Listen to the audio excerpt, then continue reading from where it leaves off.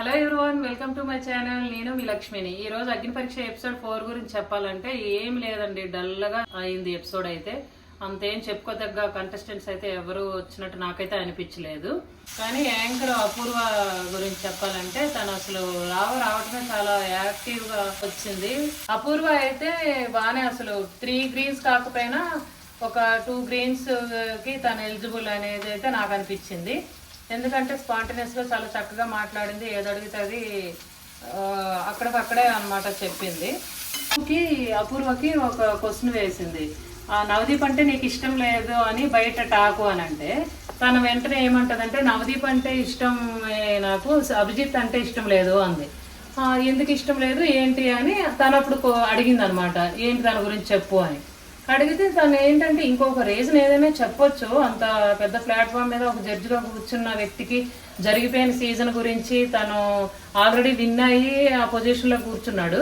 తను ఇంకో విషయం ఏదైనా చెప్తే బాగుండేది. వెంటనే ఏమందంటే గేమ్స్ ఆడకుండా మైండ్ గేమ్తోనే విన్ అయిపోయాడు అని అనేసరికి మనసుకు తీసుకున్నాడు. ఎందుకంటే ఇప్పుడు ఇదే ఫస్ట్ టైం కాదు, వచ్చిన వాళ్ళు ఇంచుమించు ఒక 2-3 తినతో పాటు అలా అది అనేసరికి తను ఏంటంటే ఎవరు ఏదన్నా కూడా వాళ్ళ ఒపీనియన్ వాళ్ళు చెప్తున్నారు, నేను నా దీనిలో నేను జడ్జి స్థానంలో నేను ఉన్నాను, నేను అక్కడ ఏమి ఉంటే దాని గురించే నేను చెప్తాను, వాళ్ళు ప్రజెంటేషన్ చేసిన దాన్ని బట్టి నేను గ్రీన్ ఇస్తాను, సెలెక్ట్ చేస్తాను అనేటట్టు ఉండాలి మైండ్. కానీ తన గురించి ఎవరన్నా ఏదన్నా ఇప్పుడు అగ్ని పరీక్ష స్టార్ట్ అయిన నుంచి నేను చూస్తున్నా, ఎవరన్నా ఒక్క నెగిటివ్ పాయింట్ చెప్పారు తన గురించి అంటే అవతల వాళ్ళు ఎంత బెస్ట్ ఇచ్చినా కూడా తను వాళ్ళకి సపోర్ట్ చేయటానికి అస్సలు ఇది అవ్వట్లేదు. ఆ పద్ధతి అనేది అసలు నాకు నచ్చలా. ఎందుకంటే తనకు ఆ మాట అన్నందుకే అలా చేస్తున్నాడు అనేటట్టు క్లియర్గా తెలుస్తుంది.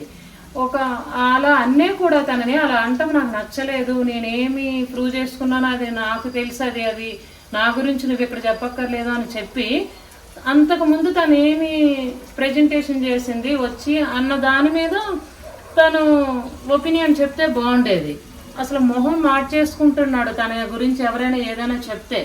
ఆ విషయంలో మాత్రం అభిజిత్ చాలా పర్సనల్గానే తీసుకుంటున్నాడు వచ్చిన వాళ్ళు ఏదైనా అంటే.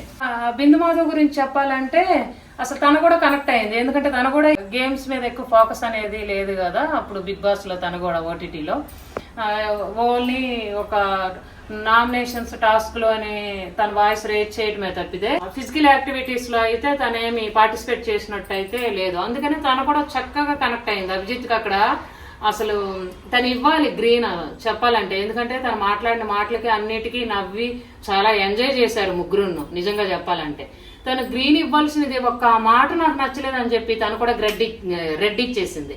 అంటే ఇక్కడ ఎలా ఉందంటే అవతల వాళ్ళు కంటెస్టెంట్స్ అసలు వాళ్ళు ఎన్ని హోప్స్ పెట్టుకొని వస్తారు, దీంతో ఆ స్టేజ్ వరకు ఎంత స్ట్రగుల్ అయ్యి వస్తారు.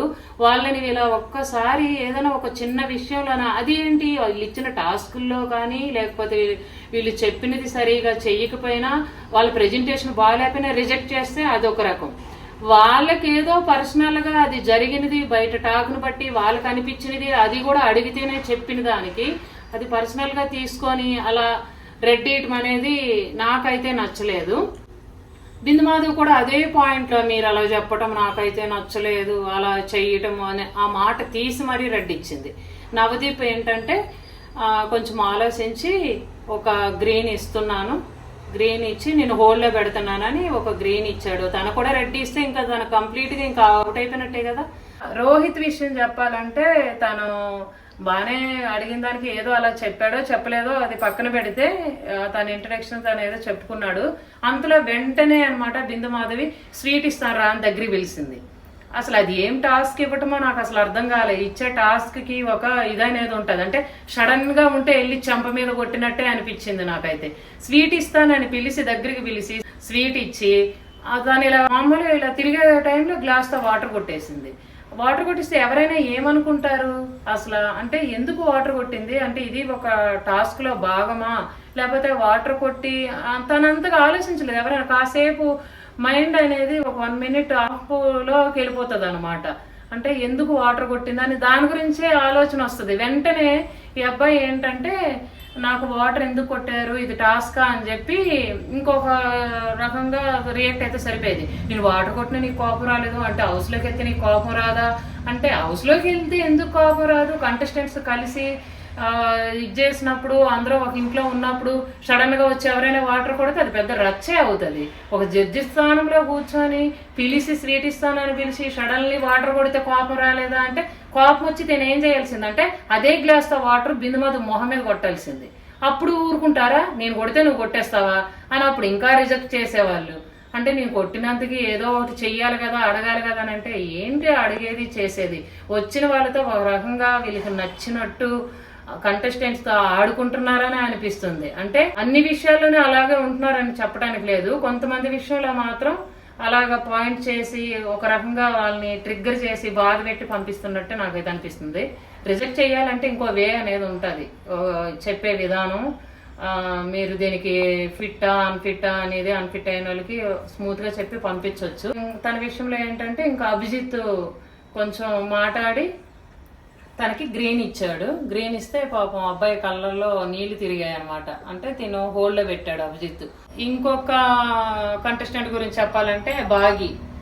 తను ఏంటంటే బాగానే స్పాంటేనియస్ గా ఉంది, మాట్లాడుతూనే ఉంది. ఏది ఒక చిన్న టాస్క్ ఇచ్చినా లేకపోతే ఏదైనా మాట్లాడమని ఒక సబ్జెక్టు గురించి చెప్పమని అన్నీ కూడా అసలు చాలా డేర్గా చెప్తుంది అనమాట. అంటే ఎక్కడ భయపడ్డమని ఇదని ఏం లేకుండా చక్కగానే చెప్తుంది.